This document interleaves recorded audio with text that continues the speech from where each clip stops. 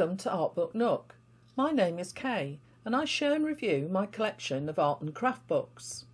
Today I'm going to review Breaking the Rules of Watercolour by Shirley Trevena. Shirley has always pushed the boundaries of watercolour and she's regarded as one of Britain's most innovative watercolourists. In this book she shares her secrets and demonstrates in detail how she creates 10 of her dynamic watercolours. She breaks the conventional rules of watercolour in so many ways through her bold compositions, unusual perspectives, fascinating textures and above all the strength and vibrancy of her colour combinations. She's a very exciting artist that we can all learn something from. Traditional delicate watercolour paintings of pastoral landscapes have always had a sense of Britishness about them. Queen Victoria was a big fan of watercolour and she painted many scenes of the English and Scottish countryside in her lifetime. So when Shirley thought about these rules, she pondered whether she should strike out and dare to use black or watercolour paint straight from the tube. The traditional path of soft pale colours with a limited palette was never for her. So Shirley has always tried to break the rules of watercolour painting and explains that she paints very slowly and it can sometimes take her 4 weeks to finish a small painting. In this book, Shirley will analyse 10 of her paintings in detail, beginning with what inspired her through to the finishing touches she applied. The painting on the left-hand page is called Carnations in a Yellow Vase. Here Shirley has broken the rules of perspective by placing the objects in a random way. And in the painting on the right, Irises by the Rock, Shirley created mysterious shapes on the unpainted white paper. It's very encouraging to know that Shirley does break the rules of perspective because, as somebody who considers themselves to be poor at drawing, perhaps there's hope for me yet. Shirley prefers to begin a painting with paint rather than a pencil sketch. When there are pencil lines on the paper, she finds herself tempted to simply colour in the shapes rather than responding more intuitively. Starting with paint also gives her the freedom to adjust the composition as she works. The painting on the left, Red Flowers and Figs at Ruffles, was the first piece Shirley created during a 15-month stay in France. Once Shirley has decided what she's going to paint, in this case the red flowers, the jug, pencil holder and a plate of figs, her first step is to look for the shapes within each object. She isn't focused on detail at this stage. Instead, she's searching for the underlying forms that will hold the composition together. With the subject chosen, Shirley's next step is to consider what other colours she'll use in the painting. Some of the colours, like the reds and greens of the flowers, are already decided. To explore additional possibilities, she cuts pieces of coloured paper from magazines, using them to test different colour combinations and spark ideas. And a simple thumbnail sketch gives Shirley a sense of the overall composition. In stage 1, Shirley begins by painting outward from the vibrant red flowers. The 2 green leaves on the left are actually paper cut from magazines. She often uses this method to test the visual balance of a composition, explaining that it's far easier to reposition a piece of paper than it is to lift out a patch of watercolour that's been put down in the wrong place. Shirley added vibrant blue dots to one of the red flowers, creating a deliberate visual shock. In her original thumbnail sketch, there was a small pot of pink flowers on the left-hand side of the composition, but using her cut paper method, she realised it disrupted the balance, so she chose to leave it out of the final painting. This, she explains, is one of the advantages of not drawing out the composition beforehand. Without those fixed pencil lines, Shirley isn't tempted to simply fill in every element with colour just because it's there. Shirley describes her painting, Red Flowers and Figs at Ruffles, as a marathon. It took her 4 weeks to complete.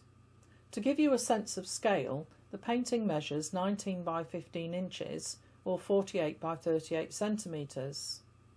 We always assume, don't we, that professional artists can knock out a painting in a day or less. Shirley loves to hide small objects within her paintings, encouraging viewers to take a closer look. The more you look, the more you'll discover. Can you spot the partially hidden wooden duck? I'm fortunate enough to own one of Shirley's original works. One summer I visited her exhibition and fell in love with a painting called Still Life Against a Pinboard. If you look closely, you'll see a rabbit and even a face peeking out from among the objects. What drew me to this painting initially were the lovely colours Shirley used. I also admired her bold use of distorted perspective and the way she embraces the natural blooms and textures of watercolour. Shirley describes her painting Tournesols as a portrait of a flower. She chose to work on a larger sheet of paper than usual, allowing the subject to take up more space and presence. The image on the left-hand page is a close-up, revealing the fine detail within the painting. You can clearly see Shirley's brush marks, each one contributing to the energy of the piece. A field of sunflowers attracts butterflies, bees and of course artists. The image on the left-hand page is a mixed media piece entitled Yellow Field and created using monoprint, collage, watercolour and pencil. To paint the watercolour of sunflowers on a large scale, Shirley knew she would need a strong, durable surface. She chose a knot surface watercolour paper weighing 638 GSM or 300 pounds, which can hold the moisture without buckling. When working on a large scale, Shirley always paints standing up, giving her the freedom to move and respond to the work as it progresses. Shirley began by planning the composition with a small thumbnail sketch. She then created a full colour study using oil pastel and pencil, helping her explore and refine her colour choices. One of the challenges of working on a large scale, especially when the subject consists of just 3 single flowers, is managing the negative space that surrounds them. To help with this, Shirley also experimented by swatching the watercolour paint she intended to use, testing how the colours would interact before committing them to the final piece. One of the techniques Shirley used in this painting was to apply paint directly from the tube onto the paper and spread it about with a cut-up credit card. The turquoise area on the right was painted first and left to dry. Then, using undiluted white gouache straight from the tube, Shirley scraped over the dry blue area with both the credit card and a stiff bristle brush. This partially covered the turquoise while still allowing it to shimmer through, creating a layered textured effect that added depth and interest to the painting. On the left-hand page is a reproduction of Shirley's final painting, Tournesols, 30% of its original size. In real life it must really have the wow factor. On the right we have a lovely selection of tiny sunflower studies, each one just 10 centimetres or 4 inches square. Though small in size, these miniature paintings still capture the joyful essence of sunflowers. Shirley shares that inspiration for her next painting doesn't always come easily. Even once she's begun, she rarely knows exactly how a painting will turn out. More often than not, the work begins to take on a life of its own part way through. In her painting Still Life with Chinese Pears, a close-up of which appears on the left-hand page, the initial inspiration came from the soft pale pink of some tulips she had in a vase, paired with the delicate yellow tones of the pears. It's a more neutral and restrained palette than we often see in Shirley's work, where vibrant colour combinations usually take centre stage. When I visited Shirley's art exhibition a few summers ago, this was one painting that hadn't sold, and it really surprised me. I could only afford one painting, and I opted for Still Life Against a Pinboard, but I do think this painting is incredibly beautiful. Here Shirley has swatched out the colours she plans to use: burnt sienna, quinacridone red, Naples yellow, indigo, sepia, and yes, even ivory black. That's right, black. Shirley Trevena is known for breaking the traditional watercolour rules, and she's not alone. Paul Talbot Greaves, another accomplished watercolourist, also embraces black in his palette. With her colour choices in place, Shirley began assembling complementary props for her still life. I have to admit, still life has never been my favourite subject, but there's something about Shirley's approach that I find genuinely exciting and full of energy. Her compositions always seem to hold an element of surprise. Shirley begins with a preliminary thumbnail sketch, roughly placing where she wants each object to appear. She then overlays tracing paper to work out the tonal values. This way, if she's not happy with the result, she can create a second or even a third tonal study without altering her original sketch. It's a flexible approach that allows her to explore possibilities without commitment. She also reminds us that she never transfers her drawings onto the watercolour paper as a guide, preferring instead to let the painting evolve naturally. Shirley often barely paints her hidden objects at all. In this piece, for example, the rabbit is simply suggested with lines of water-soluble graphite pencil and a gentle pink wash.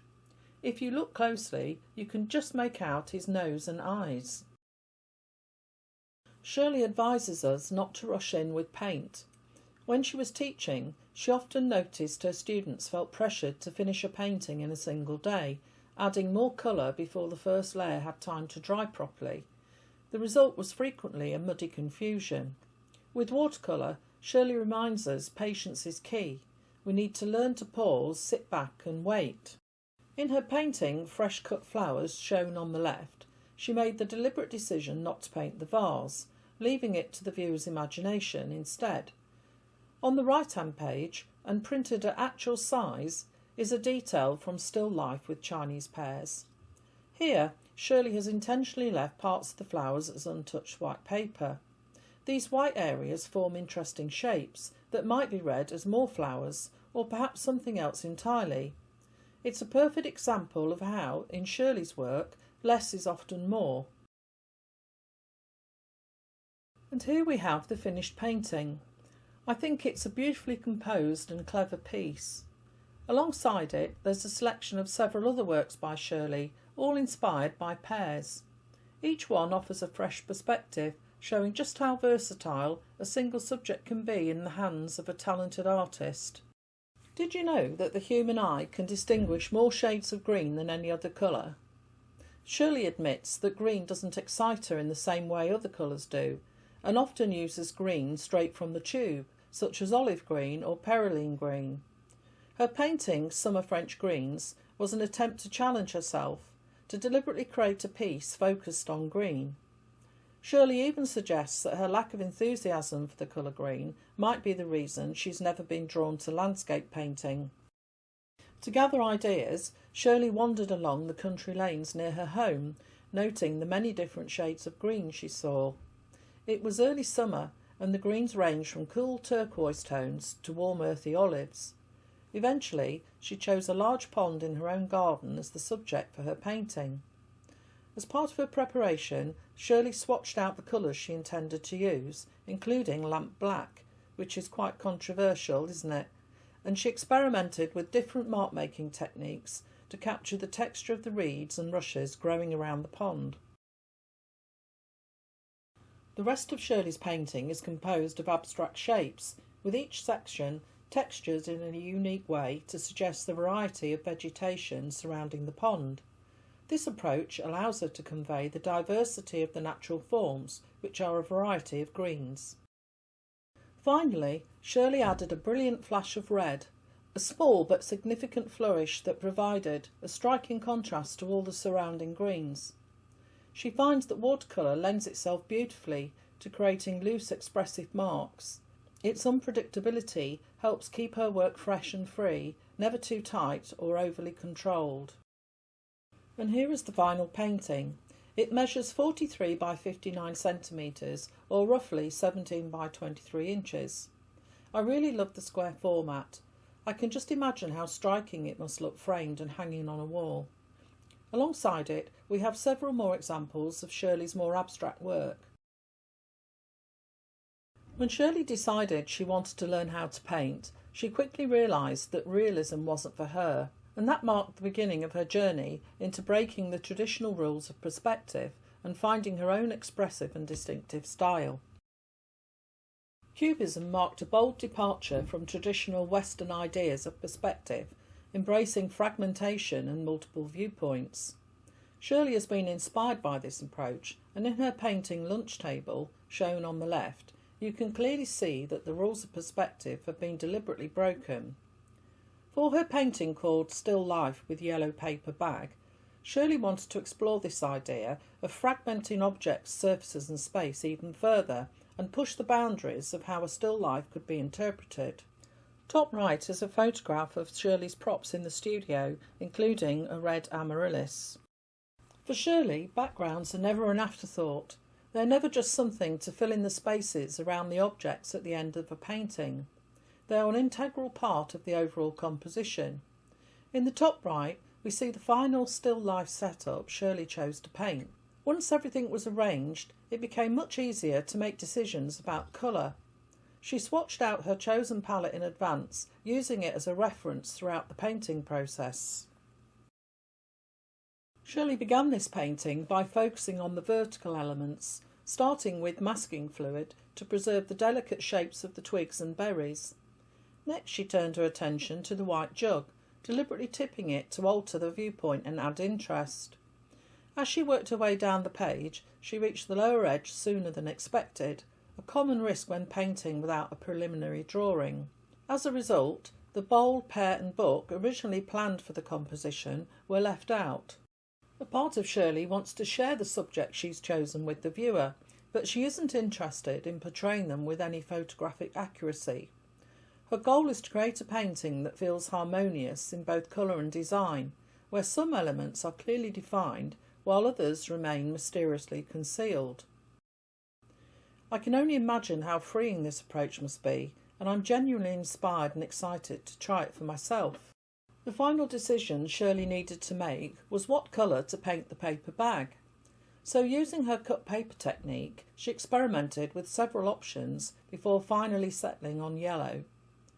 On the right-hand page, we see the finished painting, Still Life with Yellow Paper Bag, which measures approximately 45 by 39 centimetres or 18 by 15 inches. I think it's just stunning and would love to hear your thoughts. Please let me know in the comments below.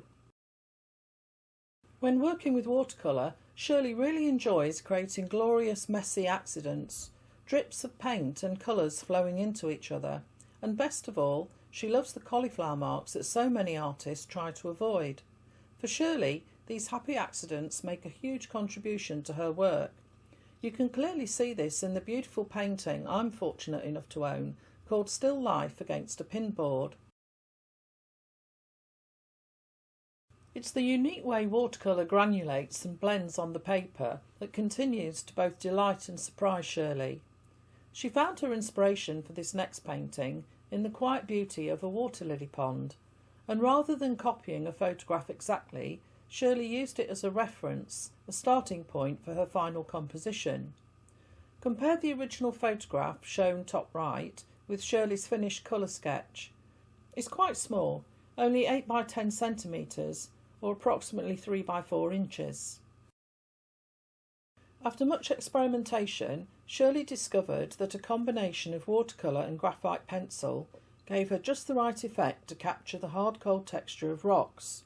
She knew she'd be using plenty of water to encourage those lovely happy accidents, so she chose a heavyweight paper to handle the extra moisture, 638 GSM or £300 with a knot surface for just the right amount of texture.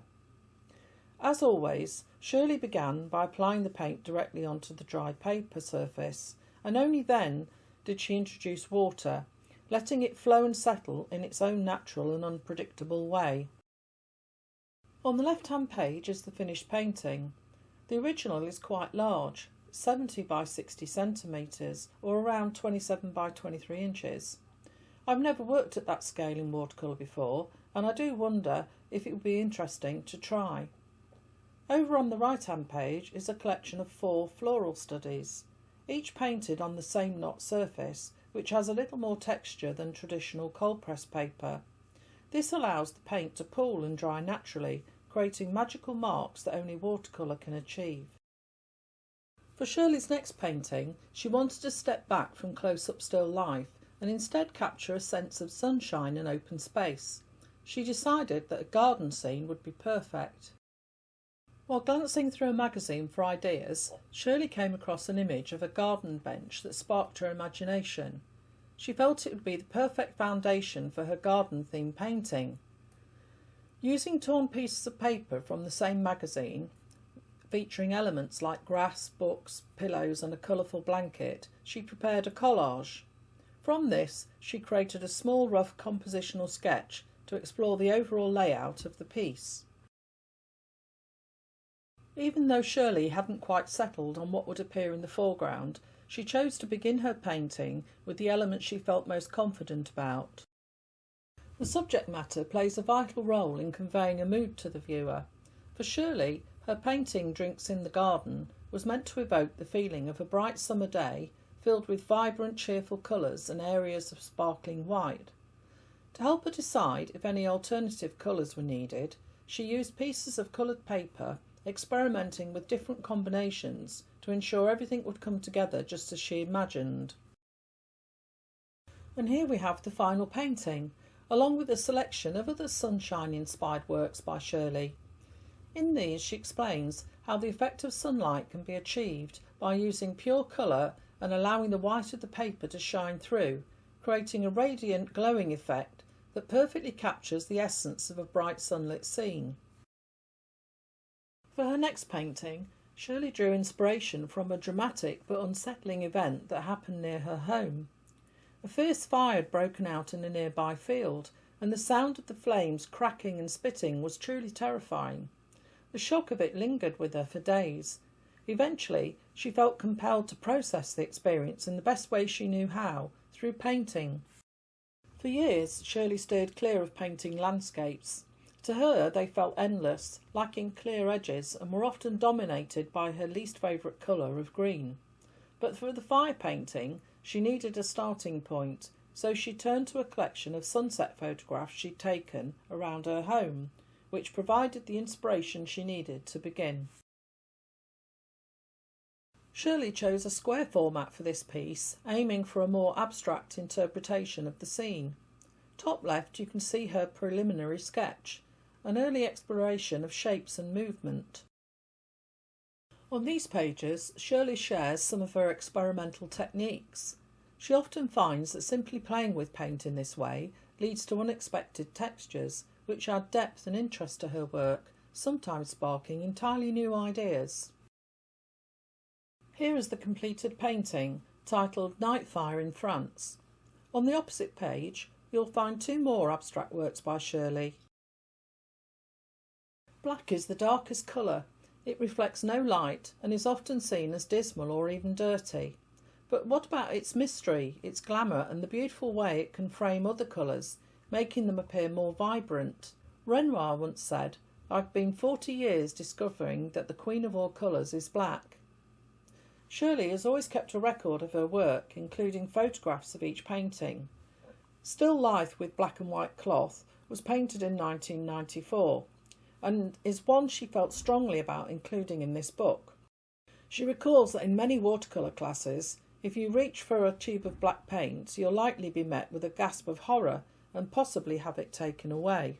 But for Shirley, this painting is a proud example of how she's never been afraid to challenge the so-called rules of watercolour, especially the old favourite, never use black. The 1990s were a creative period for Shirley. Her confidence with painting was growing, so much so that she often jumped straight in, without a sketch or even the faintest outline on the paper. She recalls beginning this particular piece with the striking black chevron shapes. Even when working with black, there's a subtle nuance. It can appear warm or cool, depending on the paint and how it's used. At the bottom of the left page, you'll see examples of 3 different blacks. Lamp black, which has a cool tone, ivory black, which leans warm, and a custom mix of burnt umber and Payne's grey, which you can easily adjust to create either a warmer or cooler black. To create the mottled foliage, Shirley painted each part of a leaf and let the pigment bloom naturally on the paper. Before the leaves had fully dried, she added more colour, allowing the fresh wet paint to merge with the earlier washes. The resulting soft blends are a beautiful example of watercolour's unique and unpredictable qualities. Looking back at the painting many years later, Shirley still feels very proud of it.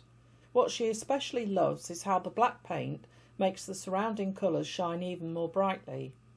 She was so enamoured with this effect, she began framing many of her paintings in black to achieve a similar result.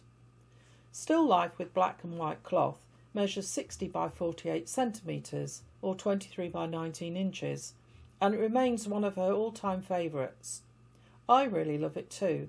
The colours are just wonderful. On the right-hand page, you'll find two more examples where Shirley has used black as the star of the show. Sometimes Shirley takes bold, almost desperate measures to rescue a painting. After spending several days on her piece, Green Glass and Pink Chair, she realised it had become too tight, too carefully controlled. So in a moment of artistic bravery, she ran the entire painting under the kitchen tap for a few minutes, then grabbed her scrubbing brush. Chairs seem to pop up often in Shirley's paintings. They're one of her favourite subjects. Green Glass and Pink Chair is a lovely example of how she weaves familiar, much-loved objects into her work. And then there are the tulips. Shirley simply can't resist them. She thinks they might just be her favourite flower to paint. In the bottom right, you can see her initial sketch, a loose starting point. Shirley's second, more detailed sketch was created using oil pastels and graphite pencils. To explore different colour combinations, she applied one of her favourite techniques, the cut-out paper method. This helped her visualise the overall composition and experiment freely before committing to paint. After several days of painting, Shirley found herself at a crossroads, a point where she could either tear up the painting in despair or hide it away in a drawer for a few years. It's strangely reassuring, isn't it, to know that even talented professional artists have moments of doubt and disappointment in their work. After a lot of tweaking, adjusting both shapes and colours, this painting eventually became one of Shirley's favourites. She's been drawn to its looseness and spontaneity ever since, and has continued striving to capture the same free expressive quality. In Shirley's paintings, the unpainted areas of white paper are just as important as the painted ones.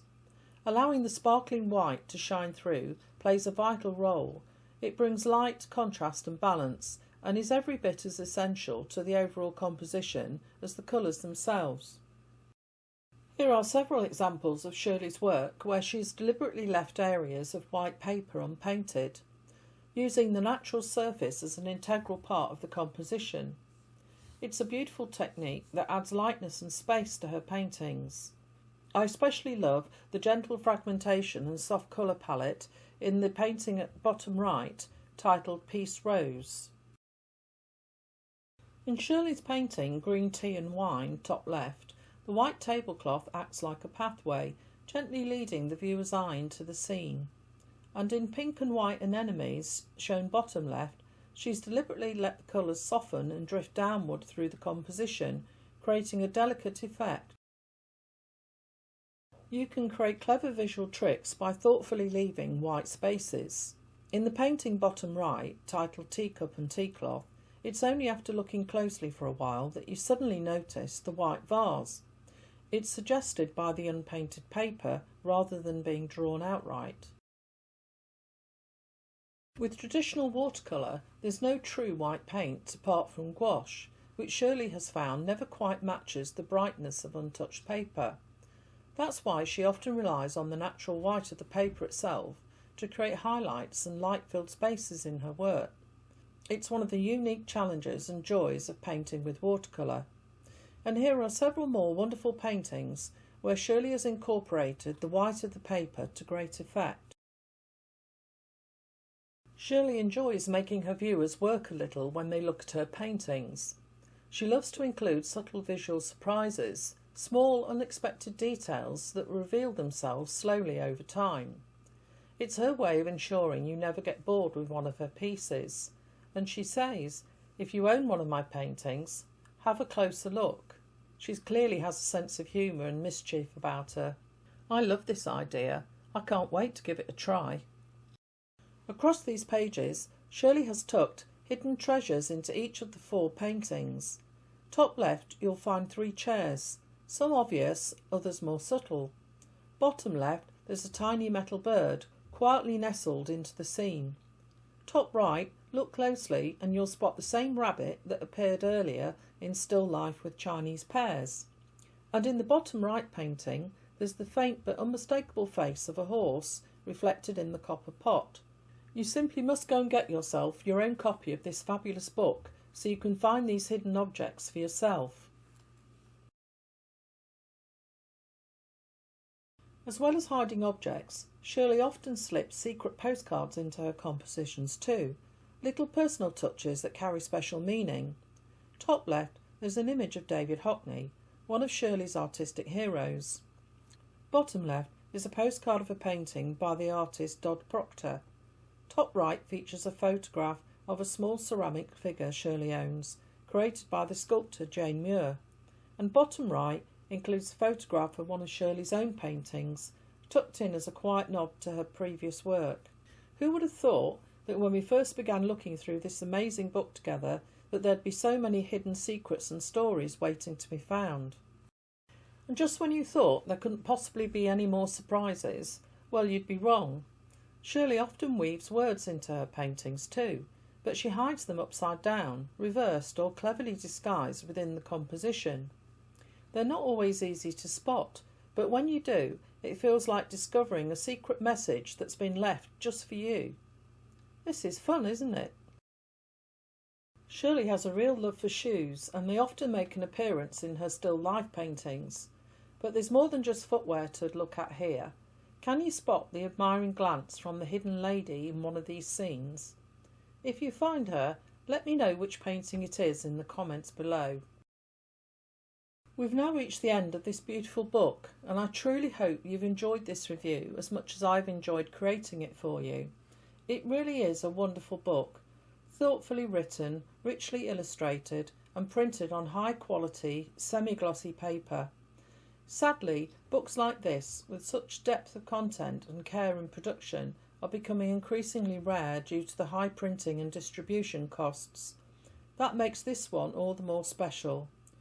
In the description below, you'll find links to where you can still buy a copy. It's currently out of print, but there are second-hand editions available. I've also included a link to Shirley Trevena's website, a YouTube video where she shares how she first got into painting, and one of my own videos of a recent exhibition of her work. You'll also find a link to the DVD that accompanies this very book and a curated set of Daniel Smith watercolour paints selected by Shirley herself. Thank you so much for watching and happy painting. I hope you found my review helpful. If you did, please give this video a like. It helps YouTube promote my channel to other people who are interested in art books. I try and post a new art book review every single week, so if you'd like to see more reviews from me, please subscribe to my channel. I'd really appreciate it. And if you found this review helpful, please leave me a comment below. I do reply to all comments. And if there's an art book that you'd like to see, let me know and I will do my best to review it for you. So thank you for watching, and until next time, happy painting.